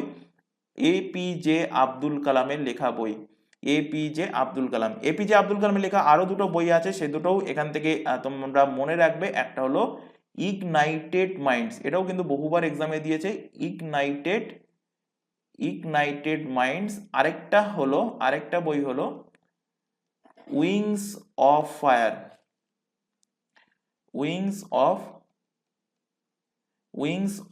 ফায়ার। দুটো। আরেকটা বই হলো তিনটে, turning point a journey through challenges, ignited minds and wings of a fire. তো এই তিনটে বই কে লিখেছেন? এপিজে আব্দুল কালাম। নেক্সট দেখো, the book title an autobiography of an unknown Indian is written by whom? বইটা কে লিখেছেন? বইটা লিখেছেন Nirad C Chaudhuri. Nirad C Chaudhuri. Next দেখো, which play is written by George Bernard Shaw? George Bernard Shaw এর লেখা বইটা কি? তো এখানে ছবি দেখে আশা করি অ্যান্সার বুঝতে পেরেছো। তো অ্যান্সার হবে আর্মস অ্যান্ড দ্য মেন। বইয়ের কভারের ছবি ডান সাইডে প্রোভাইড করা আছে। নেক্সট কোশ্চেন দেখো, who is the author of the book? The accidental prime minister. পড়িয়েছি, অলরেডি পড়িয়ে দিয়েছি, আরও আরেকবার রেখেছি রিভিশনের জন্য। দ্য অ্যাক্সিডেন্টাল প্রাইম মিনিস্টার এই বইয়ের ওপরে কিন্তু অলরেডি মুভি তৈরি হয়ে গেছে। মুভির নামও দ্য অ্যাক্সিডেন্টাল প্রাইম মিনিস্টার। কার জীবন কাহিনীর ওপরে? আমাদের নরেন্দ্র মোদীর আগে যিনি ভারতের প্রাইম মিনিস্টার ছিলেন এবং যিনি আরবিআইয়েরও গভর্নর ছিলেন এবং একটা বলতে পারো ভারতের সব থেকে বেস্ট অর্থনীতিবিদ বলতে পারো, কে? ডক্টর মনমোহন সিং। তো ডক্টর মনমোহন সিং এর জীবন কাহিনীর উপরেই কিন্তু বইটা লেখা। কে লিখেছেন? লিখেছেন সঞ্জয় বারু। সঞ্জয় বারুর লেখা বই। অপশানে থাকতে পারে Manmohan Singh, maximum candidate Manmohan Singh marking করে আসবে, অ্যান্সার হয়ে যাবে ভুল। মনমোহন সিং এর লেখা বই না, কিন্তু মনমোহন সিং এর জীবন কাহিনীর উপরে লেখা বই। লিখেছেন কে? লিখেছেন সঞ্জয় বারু। তো অপশান ডি এর সঠিক অ্যান্সার হবে। নেক্সট দেখো, who is the author of the book freedom in exile? Freedom in exile important question. কার লেখা? লেখা হলো দালাই লামা। দালাই লামা, বৌদ্ধ ভিক্ষুক দলাই লামার লেখা বই। অপশন এ সঠিক অ্যান্সার। দলাই লামার লেখা 4টে বই মনে রাখবে। দলাই লামা লেখা 4টে বই হলো the art of happiness, the book of joy, আরেকটা এক্ষুনি বললাম ফ্রিডম ইন এক্সাইল, আরেকটা হলো how to see yourself as you really are. তো 4টে বইয়ের কভারের ছবি দেখো এখানে ইনক্লুড করেছি। এই একটা দুটো ফ্রিডম এক্সাইল, আর একটা হলো how to see yourself as you really are. আচ্ছা, কোশ্চেন দিতে পারে যে ইনি কত নম্বর দলাই লামা? ইনি হলেন 14 নম্বর দলাই লামা। এনার নাম কিন্তু দলাই লামা না, দলাই লামা এনার একটা উপাধি। এনার অরিজিনাল নাম কি? অরিজিনাল নাম হলো তেনজিন গিয়াটসো। দেখো এখানে লেখাই আছে তেনজিন গিয়াটসো হলো এনার অরিজিনাল নাম। ইনি হলেন কিন্তু 14 নম্বর দলাই লামা। এনার লেখা বইগুলো অবশ্যই মনে রাখবে, the art of happiness, the book of joy, freedom in exile, how to see yourself as you really are. এই 4টে হলো এনার লেখা বই।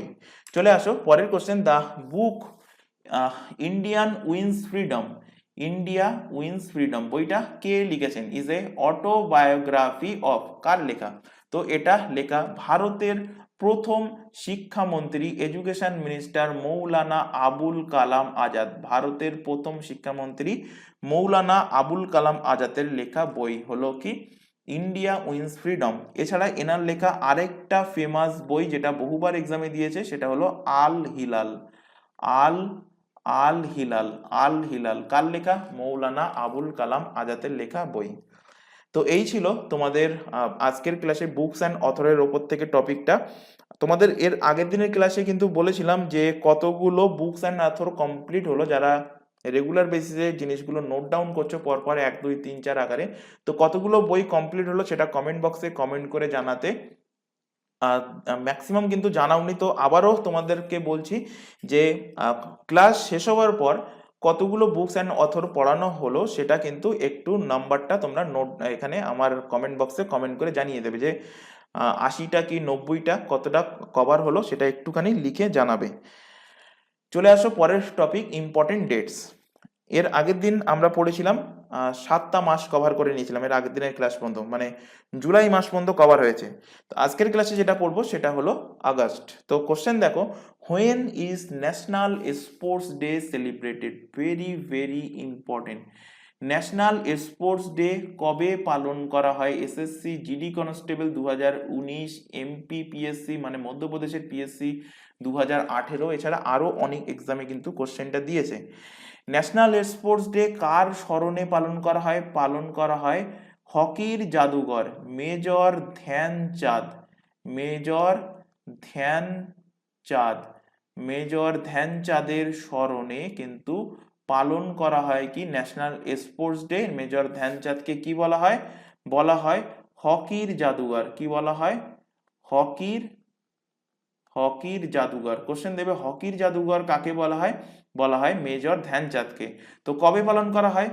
29 আগস্ট, 29শে আগস্ট কিন্তু পালন করা হয় কি national sports day.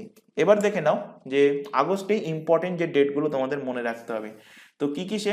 6 August, 6 August আর 9 আগস্ট, এই দুটো তো আশা করি প্রত্যেকের মুখস্থ হওয়া উচিত, কারণ 6 আগস্ট 1945 সালে আমেরিকা বিশ্বের মধ্যে প্রথমবার জাপানের হিরোশিমা শহরে কিন্তু পারমাণবিক বোমা নিক্ষেপ করেছিলেন। কোন বোমা? লিটিল বয় কিন্তু নিক্ষেপ করেছিলেন। তো লিটিল আরেকটা কোশ্চেন দেয় এই লিটিল বয় থেকে, এখানে বলেই দিচ্ছি তার সাথে, কারণ যারা পিএসসি বা ডাব্লিউবিপির ক্লাস করো সেখানে কিন্তু অলরেডি পড়িয়েছি, তাই প্রত্যেককে বলছি যদি কোনো নতুন স্টুডেন্ট হয়ে থাকো তাদের ক্ষেত্রে বলছি আবারও যে তোমরা এই ক্লাসে যে সমস্ত জিকে ক্লাস প্রোভাইড করা হচ্ছে প্রত্যেকটা ক্লাসে কিন্তু অ্যাটেন্ড করবে। তো হিরোশিমা নাগাসাকিতে যে বোমা ফেলা হয়েছিল, হিরোশিমাতে ফেলা হয়েছিল লিটিল বয়, আর এর ঠিক 3 দিন পর 9 আগস্টে 1945 সালে ফেলা হয়েছিল নাগাসাকি শহরে আরও একটা পারমাণবিক বোমা, তার নাম হলো ফ্যাটম্যান। তো কোশ্চেন দিয়েছিল তোমাদের একটা এক্সামে যে লিটিল বয় যে বোমাটা এটা ফেলা হয়েছিল যে বোম্বার প্লেন থেকে, সেই প্লেনের নাম কি ছিল? তো সেই প্লেনের পাইলট যিনি ছিলেন সেই পাইলটের মার নাম ছিল ইলোনা গে। ইলোনা গের নাম অনুসারে হিরোশিমা শহরে যে বোম্বার প্লেন সেই পারমাণবিক বোমাটা নিক্ষেপ করেছিল, তো সেই প্লেনের নাম রাখা হয়েছিল কি? ইলোনা গে। এটা কিন্তু মনে রাখবে।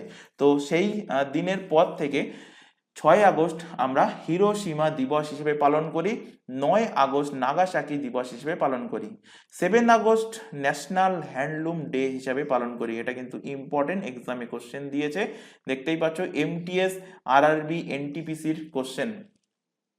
7 আগস্টে আরেকটা দিবস পালন করা হয়, সেটা হলো কি? Javelin throw day. Javelin throw day এটা কিন্তু নতুন শুরু হয়েছে। কবে থেকে শুরু হয়েছে? 2020-র যে টোকিও অলিম্পিক্স ছিল, 2020-তে হয়নি, 2021-এ হয়েছিল, কারণ কোভিড চলছিল সেই কারণে কিন্তু 1 বছর পিছিয়ে গিয়েছিল অলিম্পিক গেমসটা। তো 2021-এর অলিম্পিক গেমসে ভারতের তরফ থেকে একমাত্র একটা ব্যক্তি যার নাম হলো নীরাজ চোপড়া। নীরাজ চোপড়া কোন খেলার সাথে সম্পর্কিত? নীরাজ চোপড়া জ্যাভলিন থ্রোর সাথে সম্পর্কিত।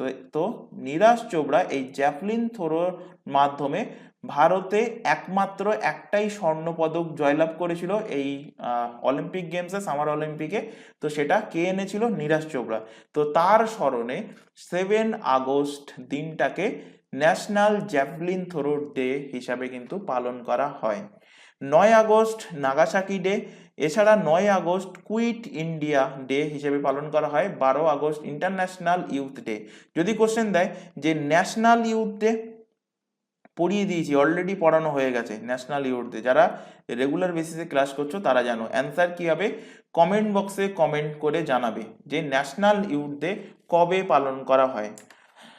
12 আগস্ট আর একটা দিবস পালন করা হয় যে ইন্টারন্যাশনাল এলিফ্যান্ট ডে পালন করা হয়। 14 আগস্ট পাকিস্তান ইন্ডিপেন্ডেন্স ডে, পাকিস্তানের স্বাধীনতা দিবস। এছাড়া 14 আগস্টে পার্টিশন হরর মেমোরিয়াল ডে, কারণ 14 আগস্টের দিন মানে আমাদের স্বাধীনতার জাস্ট আগের দিন পাকিস্তান থেকে, মানে তখন বিভাজনের আগে, মানে স্বাধীনতা দেওয়ার আগে বলা হয়েছিল যারা ভারতে থাকতে চাও ভারতে থাকবে, যারা পাকিস্তানে থাকতে চাও পাকিস্তানে থাকবে, বা পাকিস্তানের লোক যদি ভারতে আসতে চায় আসতে পারবে।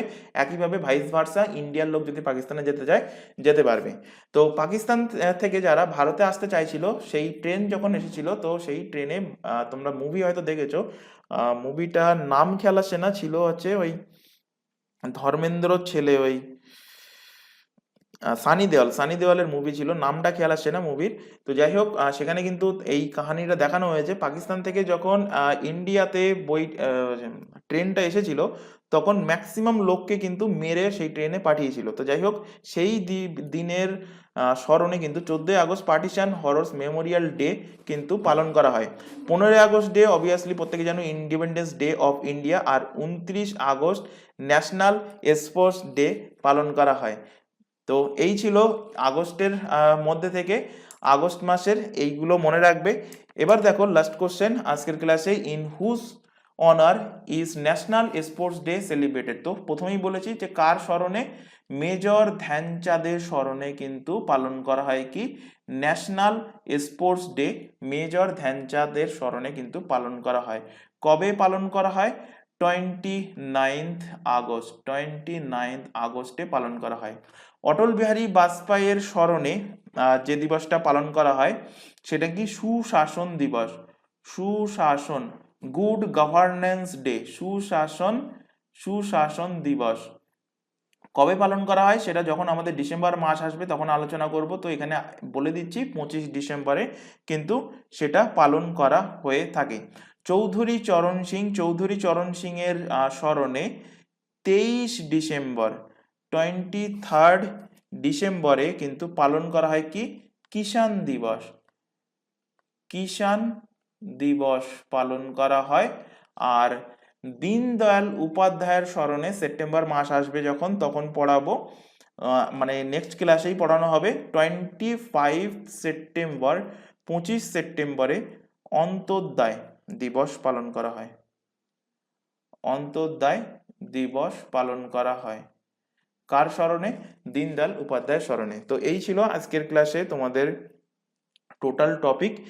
আশা করি প্রত্যেকটা টপিক তোমাদের ক্লিয়ার হয়েছে, অর্থাৎ অ্যাওয়ার্ডস অ্যান্ড অনার, তারপর ইম্পর্টেন্ট বুকস অ্যান্ড অথর, তারপর ইম্পর্টেন্ট ডেটস। প্রত্যেকটা টপিকের মধ্যে যদি কোথাও কোনো ডাউট থেকে থাকে সেটা অবশ্যই কমেন্ট বক্সে আমাদেরকে কমেন্ট করে জানাবে যে কোন জায়গায় তোমাদের ডাউট থাকছে, তাহলে সেই ডাউট পরবর্তী ক্লাসে তোমাদের ক্লিয়ার করার চেষ্টা করা হবে। আশা করি ক্লাস ভালো লেগেছে। ক্লাস ভালো লাগলে ক্লাসটাকে অবশ্যই লাইক করবে, তোমার বন্ধু বান্ধবের মধ্যে শেয়ার করবে যারা এসএসসি, সিজিএল, এমটিএস বা আদার্স অন্যান্য কম্পিটিটিভ এক্সামের জন্য প্রিপারেশন নিচ্ছে। তো আজকের ক্লাস আমরা এখানে শেষ করছি। আজকের ক্লাস এই পর্যন্ত।